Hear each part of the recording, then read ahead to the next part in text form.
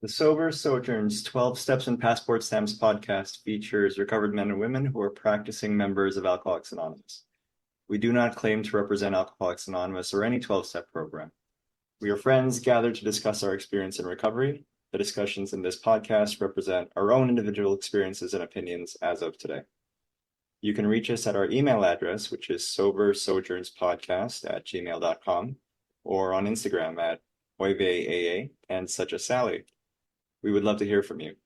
Our aim is to try to be helpful by sharing the realities of our recovery, how we have recovered and are trudging the road of happy destiny wherever we go. Pirate Mike and OyveyAA presents The Sober Sojourns, 12 Steps and Passport Stamps podcast.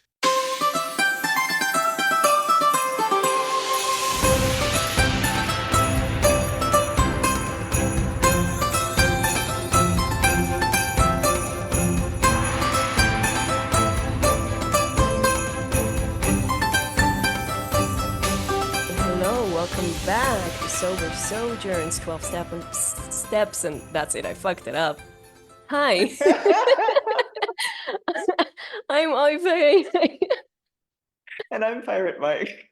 It's so good to see you. It's good to see you too. It's been like, I feel like a week since well, that's not true because we see each other on other Zoom endeavors. But on this particular one, yes. We have not seen each other, so it's very good to see you. Yes. And that's, without giving too much away, that's the thing. You mentioned Tel Aviv startups once, and now we do have multiple endeavors going on. So the general public will never be tired of us. We're gonna drop merch soon, which I think, what did you say the merch was gonna be? It made me laugh at the time. Oh, barf bags, air sickness bags with our logo on it, which is really mostly to help you. Because that's something that you experience, and then we get branding every time you actually have to comfort yourself. Oh man, I feel like I gave the impression that I just like a barf machine on airplanes. That's not. I get nauseous. I don't know if I barf. Oh, I see. Yeah, it was just important for me to make the distinction that nobody cared about. You had this moment, I saw the pause, and you're like, oh, I should clarify that I don't actually vomit. No, I don't remember. I think the last time I vomited was like in a car somewhere in like the Costa Rica roads, but that's not what we're here to talk about today. No, so after I did more about Rome, we have decided to today talk about an equally romantic city of lights. The city of lights. Right, Pirate Mike? Not Paris. Nope. Close second. We are doing more about Manila. Oh my God. Oyvey. Yeah. We're doing more about Manila and my skewed experience in this small city that I call home. Yeah. I'm getting like weird Hobbit vibes, like there and back again, because the relationship that I have with this city is very different today than it was before. So Manila, I remember, I guess for perspective, right? I remember that when I was in Boston for college, one of the things that I had to deal with a lot were like misconceptions about the country and city where I was from, which was great. Like there are a couple good stories. I remember being in a group with other international kids, and I think I mentioned this before, like the Turkish kids, and there was like this one Saudi guy who was like, "Oh, so you're from the Philippines?" And I'm like, "Yes." And he was like, "That's cool. We have maids who are from the Philippines." And then I said, "That's cool. So do I." And that's like a weird, So because I guess there's a lot of call it like the domestic workforce that goes to different parts of the world from the Philippines. That tends to be like the stuff that people expect me to talk about. Like I did get questions about, oh, did you live on a hut or like some small village? And yeah, I'm sure you can attest to having some similar things, and it's not, it's a city, right? Like it's like you had to dispel some myths about Costa Rica, and Manila's kind of the same way. um, there's like a proper city and like a central business district. I think that one thing that gets jarring for people is the fact that you have so many things that are in your face at the same time. What does that mean? When you're driving through it, you'll see buildings that people clearly cared about to make them look like modern and luxurious and to increase tourism. And then you Yeah. and then you turn to your side and there's just like examples of abject poverty that are just spread around the city, across the street. So that's kind of my relationship with it. And I think that even when you and I have talked about certain things, that also informs my attitude sometimes towards like things that are happening in the world. Because you do have to, I mean, I think I did get desensitized a little bit just living here. Yeah. That just got dark real quick. Yeah. It did get quite dark, but I understand what you're saying. The experience that I get is that people have preconceived notions about where you're from. And they expect you to kind of meet those I don't know, expectations is not the right word, or like stereotypes, or like not even just Costa Rica. I feel like people, like for me in Israel, they're like, "Oh, do you have like do you have like Wi-Fi?" And I'm like, Yeah. do you know that like Tel Aviv is like like San Francisco, right? Like, do you get that? Um, Yeah. but still, if it's still that, do you get some of that? The people expect you to be like some sort of something from the country at all? Yeah. It's a little, we'll say like, because I have so much to say about it, and I think that's going to be a different episode, but because it's very first world centric, right? And I get it because I am like in that moment when I'm having that experience, Mm. I've moved to like a first world country, right? From Hmm. what's considered like a third world or developing country. And so people with a first world life and having first world problems, they just figure that it's going to be a certain way in other parts of the world that aren't as developed, so to Hmm. speak. So yeah, there was a lot of that. I think I was aware of it pretty early on though. So it's strange. Like I remember, okay, so McDonald's is going to keep coming up in this podcast, right? So at one point Yes, of course. we're gonna have to pay them. I remember being like 8 or 9 years old, and I don't know at that point whether there was a McDonald's in the Philippines. I'm not gonna say, but there was the first commercial that I saw on TV, and they were promoting these milkshakes, and one of the flavors was like a blueberry shake, right? And Hmm. I remember it today still because it seemed like such a dream to me. Here's this blue shake, and like, we don't have blueberries just Yeah. abundantly available here. I think we do now in like northern provinces. But anyway, I was like, a blueberry shake, how exotic. I want to have a blueberry shake. And my dad was like, you don't need a blueberry shake. We don't need to spend money on that. You may not even like blueberries. And so like that was disappointment. But again, looking at the media that I was consuming always made it seem like a place to get to. And I did feel as if because I was surrounded by so much of it that I could relate. Um, and then I couldn't really when I got to the place, I still had to deal with that. So in growing up in Manila, there was a lot of like my school was very Americanized and the life that I lived was also Yeah. like at least in my head. And Yeah. so there was like a lot of trying to make it like that in real life. Yeah. So even later on when I started drinking, a lot of the stories that I have are it seemed like you could have like taken, we're like 14, 15-year-old kids, but then we're running around with shenanigans and wrecking our lives the way that we saw like people in our 20s on TV. So like my first bar experience, like proper bar experience, I'm like 14, 15, like somehow Yeah. get in, and it's already filled with like 14, 15-year-olds who I guess can be there. I'm not gonna ignore the privilege in that. Um, and then like going to bars and clubs at that age and like kind of like living it up. And so whenever we saw movies of like teenagers or not even teenagers, but like yuppies back then, who were um getting drunk and going to work. We weren't going to work because we were going to school, but like we were still going to clubs all the time and getting wasted.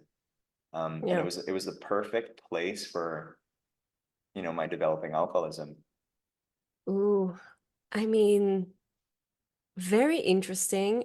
I, as you're describing it, so I was really excited about this episode because I feel like I know nothing about Philippines. I've learned more since getting to know you, and I have been sending you some of the things that I've learned. I'm like, is this a real thing? Yeah. Um, but as you're describing it, I'm like, I'm touched by it because it's a human experience first and foremost, and it's not based on geographics.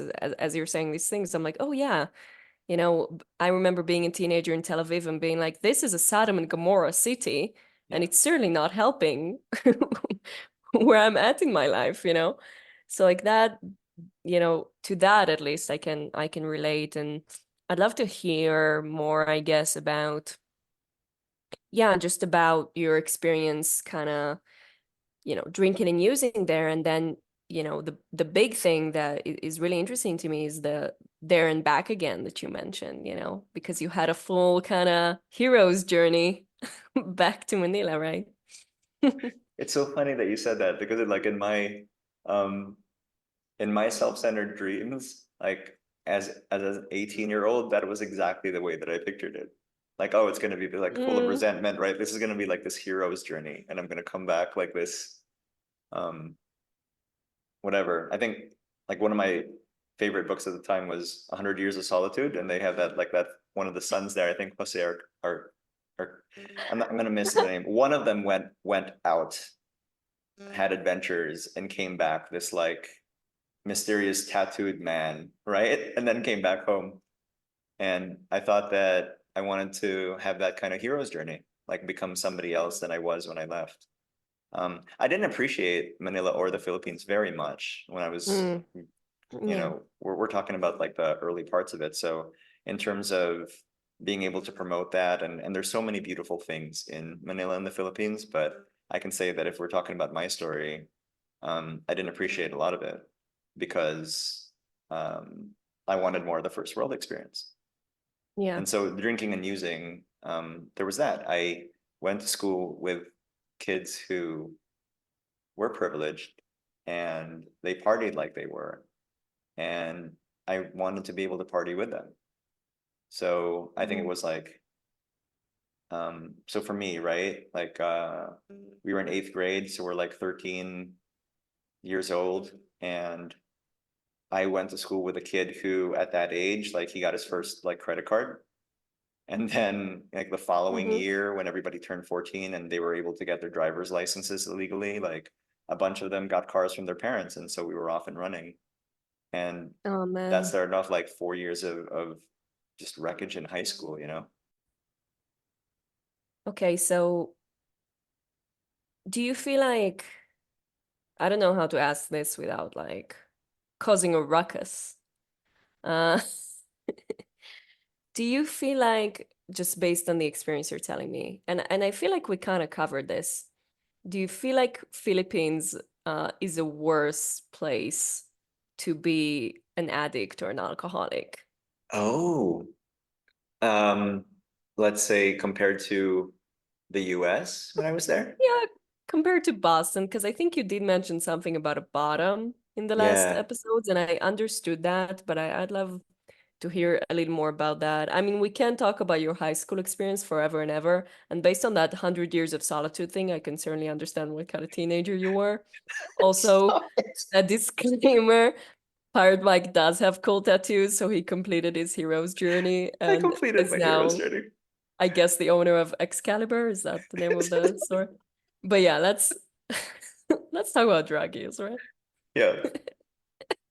I I think it, yeah. I mean, okay, for me, based on my experience, it was a worse place because of the accessibility of drugs and Mm-hmm. alcohol.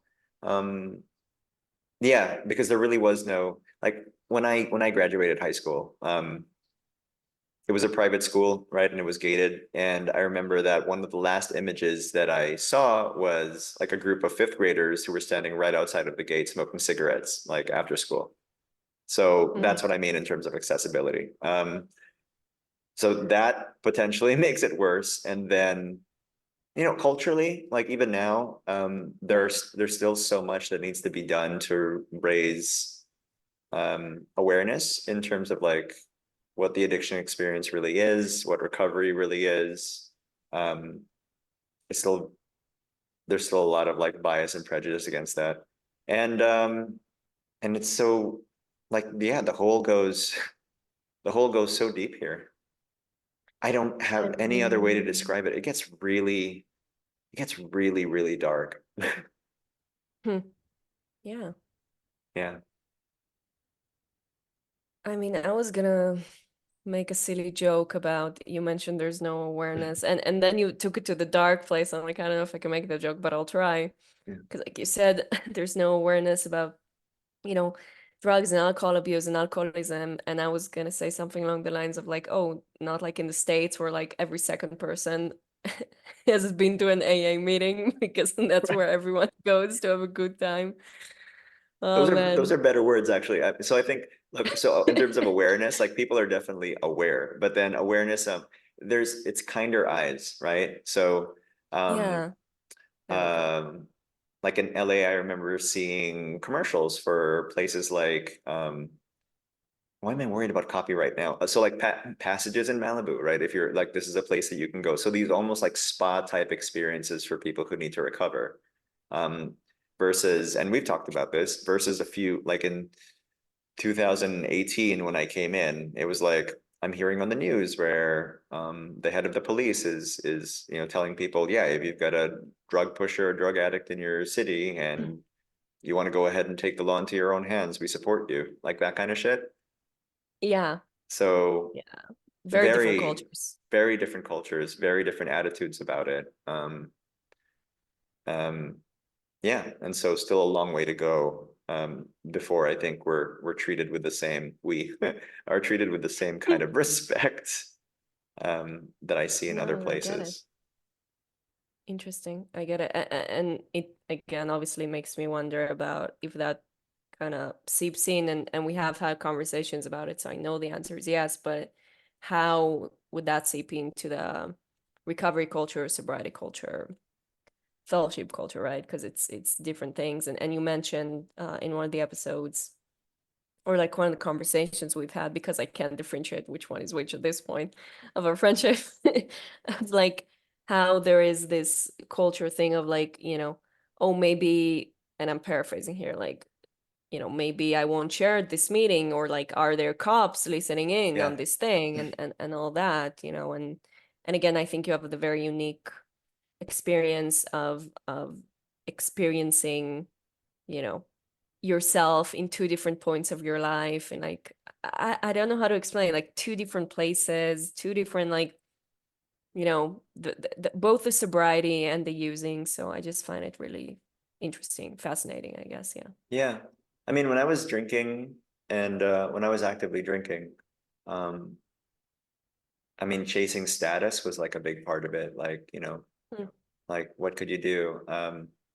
That movie Less Than Zero, like from the 80s, that was kind of my template, right? So it's the downward spiral of like a few kids living in Beverly Hills. And I thought that like and there were a bunch of us who were trying to feel as if we were living that way. Um, that was the vibe, you know?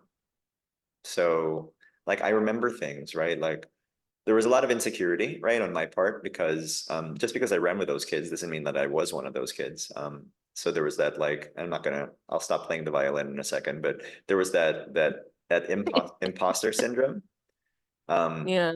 but in the times when I felt like I was part of the vibe and I felt like I could claim it, um, then it's like 250% arrogance, right? So Mm. I remember, and this was before I got sober, but like I'd already been in the States for a while and working. I hadn't been home for a bit, but my sister was getting married. And so I flew out for the first time in years.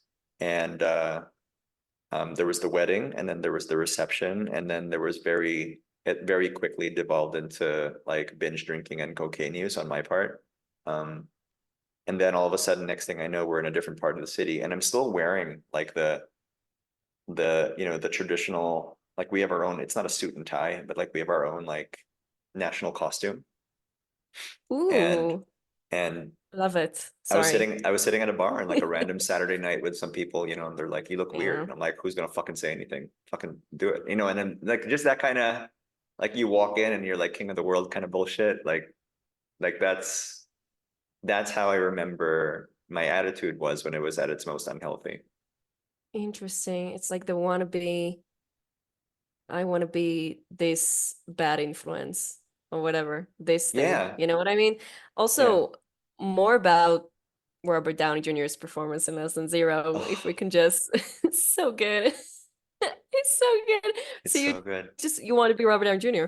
I get I it. did. I want to be Robert Downey Jr. Except like I completely ignore all the bad things, right? Yeah, like the jail time or Yeah, like like the exactly, but I like glitter eyes over he it. Even literally the jail time. OD'd at the end. Yeah. Like the what was the Oh one story? man. Like, oh, he was How like somebody found him like laying on their couch, and he was in a different person's couch, and they found him there. Like so cool. I mean, So speaking of a stupid. hero's journey, right? No, but I mean, yes and no. Like, I get what you're saying. The glorification of, Yeah. drug and alcohol abuse, and it makes you cool, and even the glorification of that emotional state. But speaking of a hero's journey with that guy, I mean, yeah, I mean, you are kind of Robert Downey Jr. in Uh, in a way. I was actually thinking as we're going on, I'm like, fuck, am I telling Bill's story? I am. I felt like Napoleon, babe. No Saint Oy Helena for vey. me. Fuck. Bill was born in the Philippines, little known fact. Little known fact. Uh, oh man. No, I get it. Super, super interesting to me though. And I feel like such a huge part of your story is the US, time and Yeah. experience, and the fact you got sober there. But I will try and focus it kind of like with Manila. So yeah, I'm just wondering what's fellowship there like? Because you did mention the outside thing, of people bringing the recovery of like white people have bestowed upon us or whatever kind of bullshit. I'd love to Yeah. hear more about that. So fast forward, right, to like the hero returns part of it, and it's a very different experience. I can't speak for everyone, obviously, but from Yeah. what I've experienced so far is that um AA and recovery, in particular the fellowship of AA, it seems to be viewed by um a surprising number of people to me as something of privilege. Hmm. Um Like getting the recovery is a privilege in what way? yeah, because a lot of people who since a lot of people here who attend AA, and it's a relatively small fellowship with crossover from other fellowships, with crossover from NA. We've already like mentioned that on this podcast, so I don't need to fucking hide it. Um, like the ones who are like AAAA, or Yeah. they'll be like, here's one thing that I love that I got. Like, oh, are you a pure alcoholic? I'm like, I guess I am. Because I only attend these meetings. And it's usually What? What do expats. you mean pure alcoholic? Oh I don't yeah, understand. we got sidetracked on that because so many people that I've Sorry. met Yeah. here got rehab for like heavy meth use Oh, or something else. okay. And so it's always the and. It's addict alcoholic, alcoholic addict, addict Yeah, gambler, yeah, yeah, yeah, yeah. gambler, it's everything. They made the distinction. You're like, you're different because you're a pure alcoholic. And Interesting. I mean, I think, since I've had the conversations, I guess I get what they mean, right? Have I used drugs? Yes, and it feels weird to have to defend that, but I never felt as if I lost control over my drug use the same way that I did the Yeah, alcoholism. yeah. Like, at one point, Hmm. I'll get bummed, and the plate of cocaine can skip me this time. I'll just go drink. Sorry, I Um, don't know if this This makes me laugh so much. Which part? Like, I don't know, just you giving the cold shoulder to a plate of cocaine. Oh, that's so fucking, yeah. I mean, listen, I have a whole theory about coke heads. Yeah.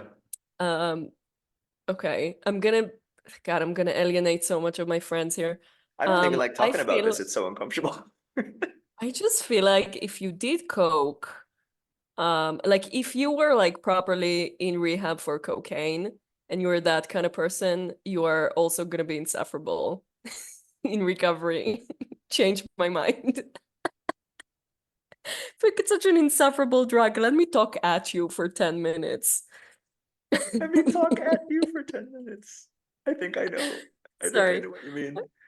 I'm getting Whoa. derailed, but it's very interesting, like distinction, right? The NA and the AA thing. And I think I can kind of relate to it because we have NA as like the big thing in Israel, and the Yeah. AA people are like the fancy attorneys that have their shit together. There you go.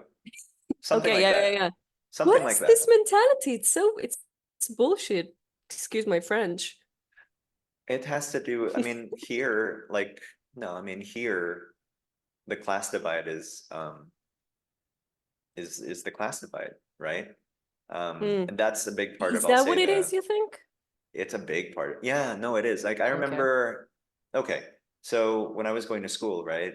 Um, Sometimes it's like, oh, it'd be nice to have a little extra money if I could work a job. And when you're in the United States, it's like, okay, so I go to school with people who are also servers and waiters, and that's how you're just earning a living, right? And Hmm. if I told my parents that I was going to go become a server or a waiter, to do that kind of work in college, then they'd be like, okay, we get it.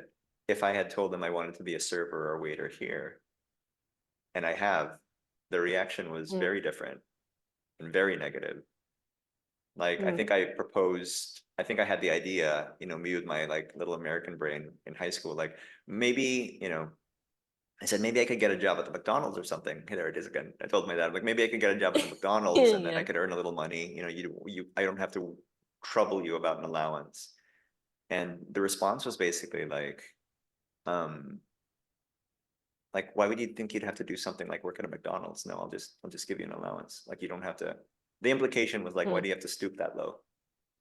Huh. So do you find interesting? So from what I'm hearing, and correct me if I'm wrong. First of all, it's very interesting, because I understand a little bit of it and also I don't. And I always try to find where I am at in the experience. It's just part of the way I think, I guess, I don't know. But do you find, and from what I'm hearing, it kind of seeps into the recovery culture because it's the culture, right?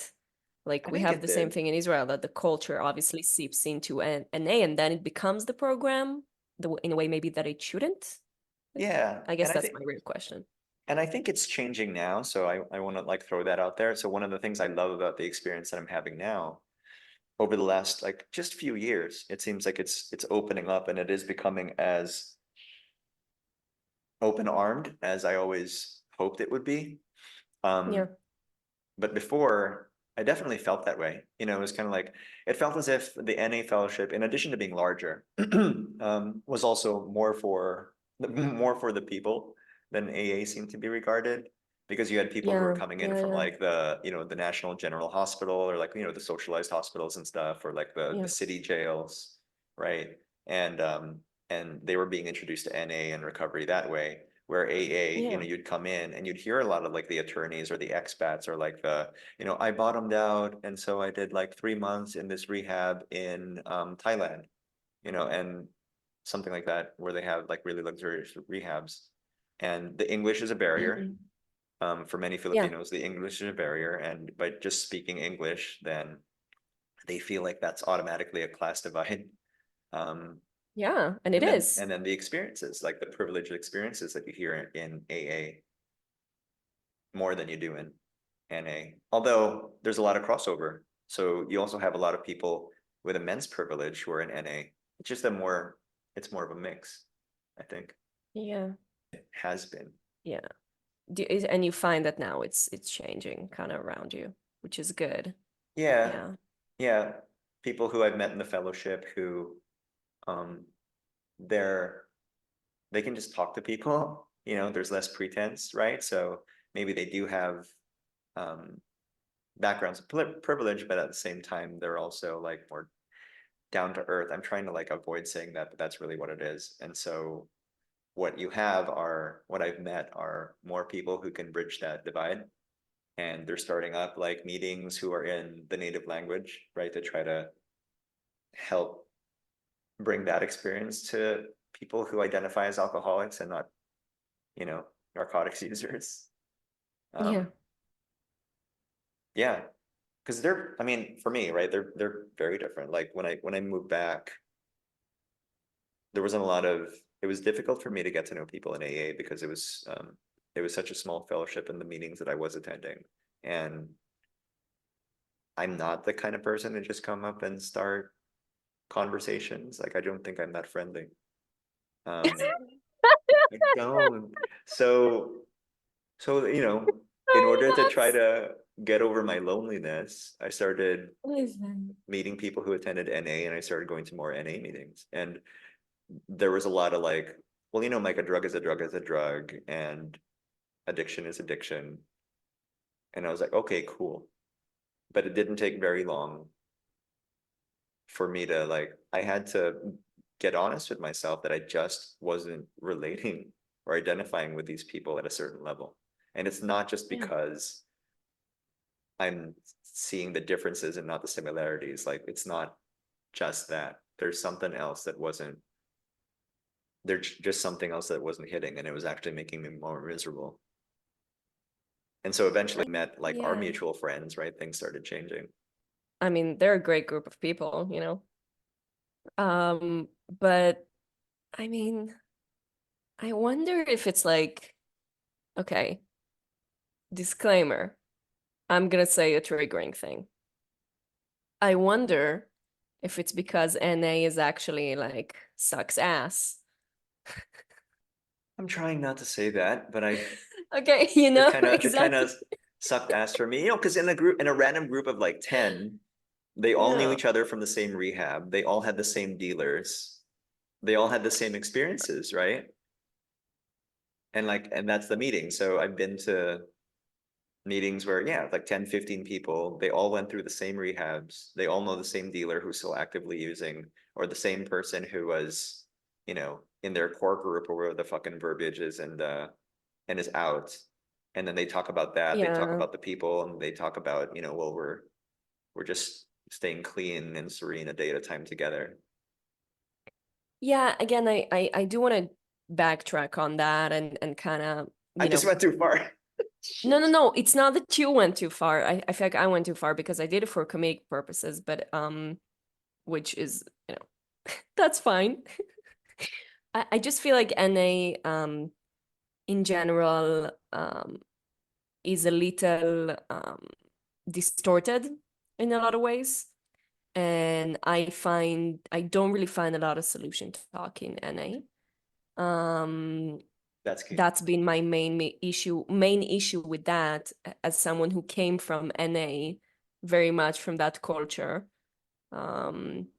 into AA, and I was like, oh, actually, maybe I belong with the fancy crowd or whatever. It wasn't actually my thought, but I'm like, oh, have I actually been relating to these people all the time, or have I been faking it so I can be a part of this culture that has nothing to do with me in reality, except for maybe some of the drugs we did.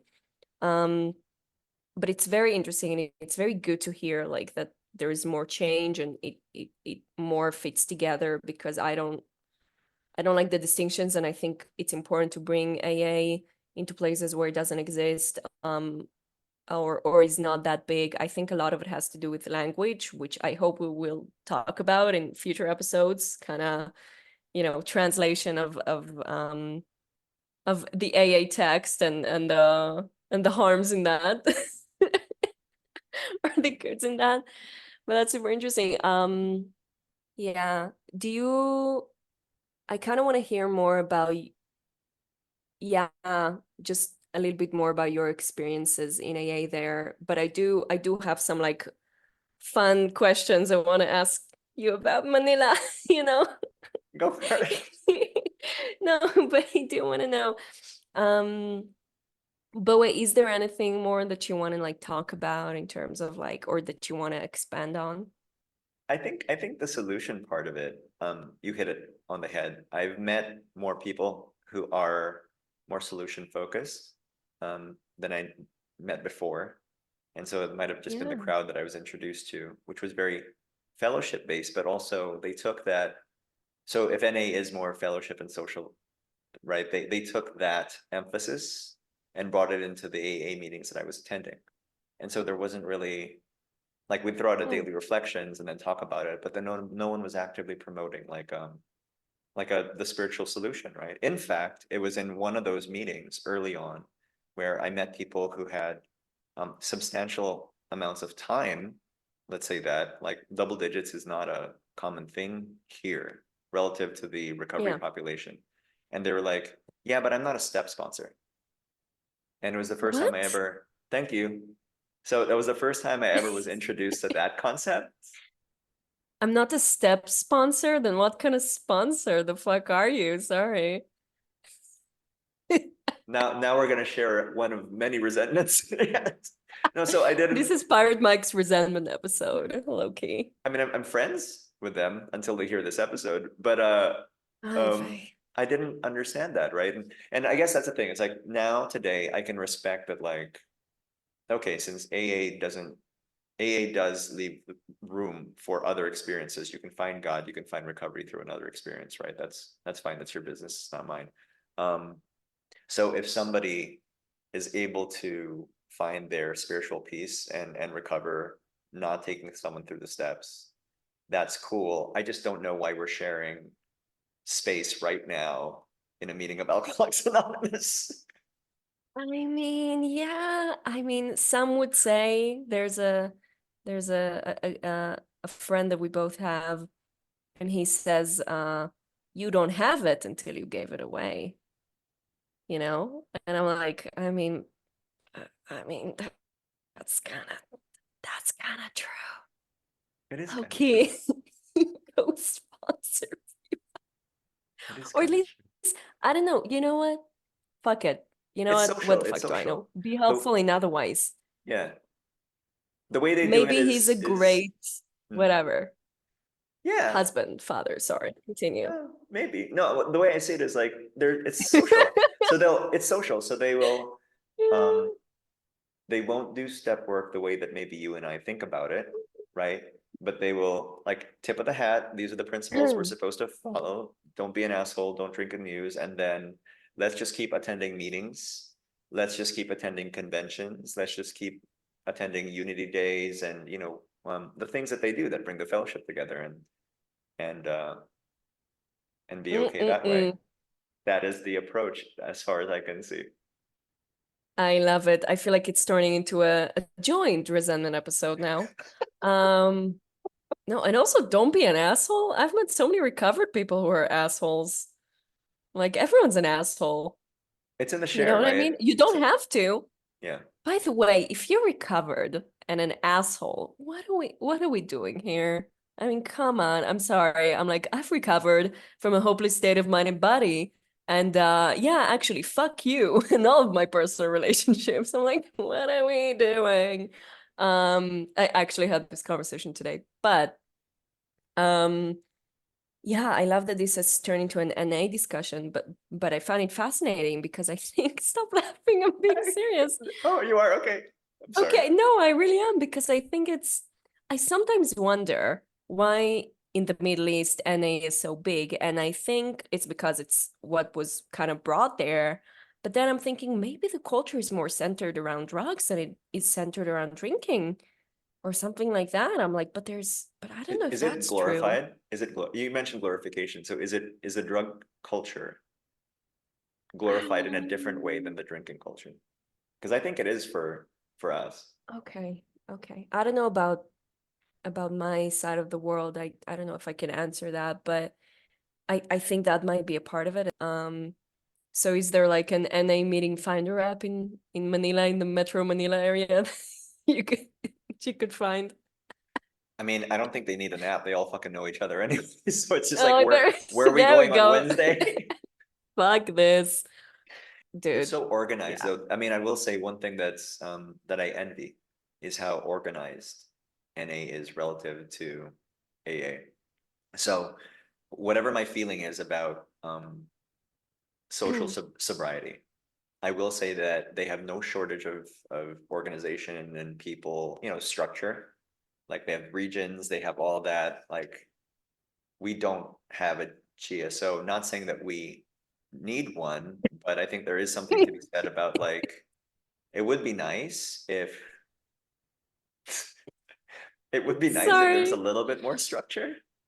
I mean, yeah, less time to spend with the wife, the better, I guess, is their mindset. Well, more like the Dude, there's no way I can not shit talk this. I I find it know. utterly ridiculous. I'm like, just what are we doing?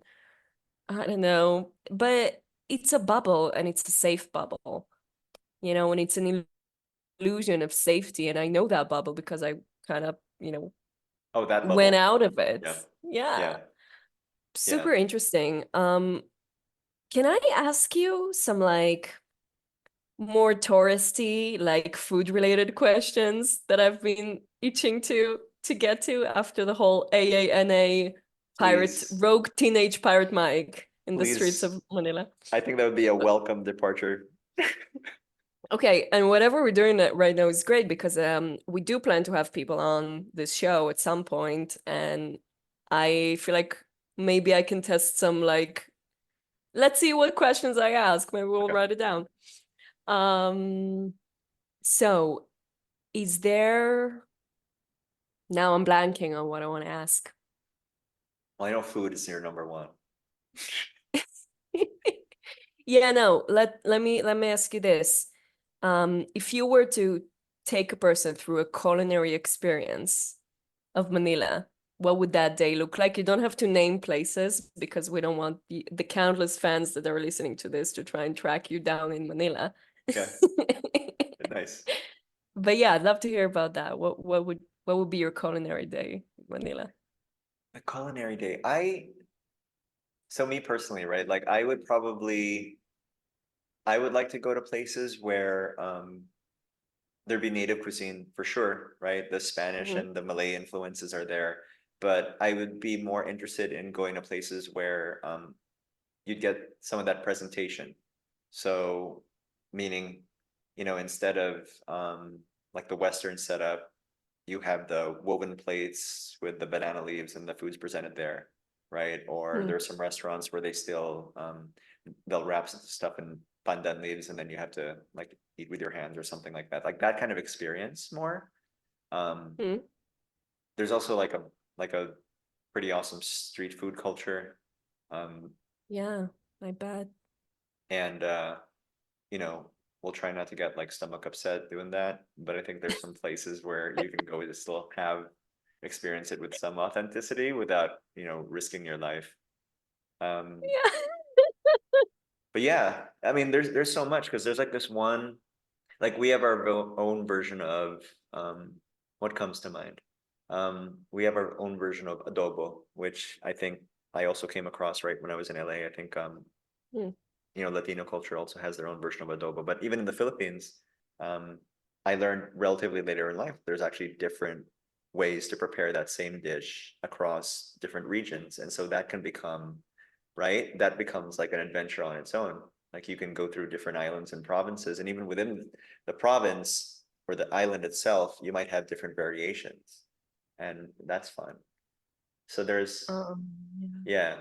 And then the fruits. I mean, the produce and the fruits here are just like we with our friends, we've talked about like mangoes before. And I feel like sometimes I Yeah. try to shy away from like really strong opinions, but I will say that like the fresh mangoes that I had when I was in LA, they're shit. So like if they're not, if it's like for me, if it's a mango that's not coming from like Thailand or the Philippines, and Thailand would be like a close second for me. Like it's shit because it's not the proper. It's not supposed to be fucking red or sour or you know what I mean. Like it is like Yeah. the mango is for me like the fruit equivalent of like manna from heaven. Like it's got to be like this is your spiritual experience coming from a fucking tree. That's what the mango is.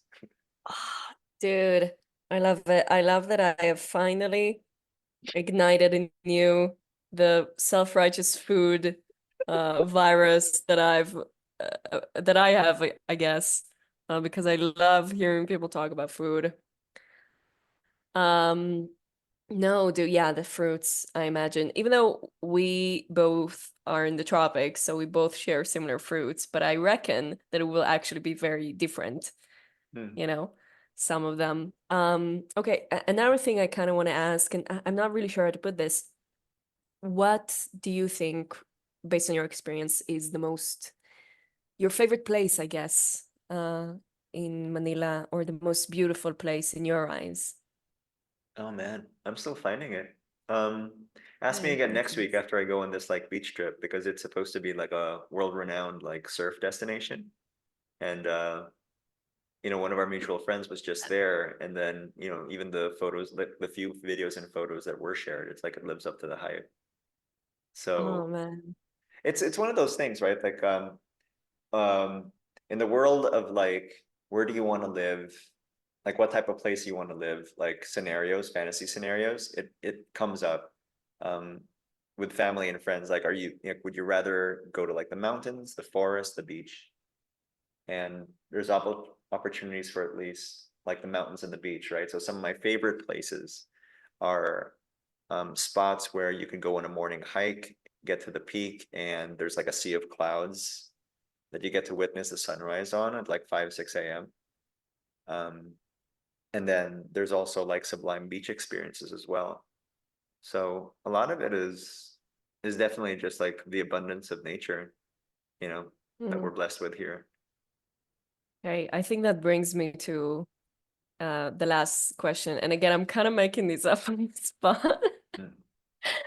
But if you could um describe to someone who doesn't know anything about it, what is the culture, or maybe the right term would be the energy of the place in just a few short sentences, what would you say, kind of to let someone be more informed about it? It's very welcoming.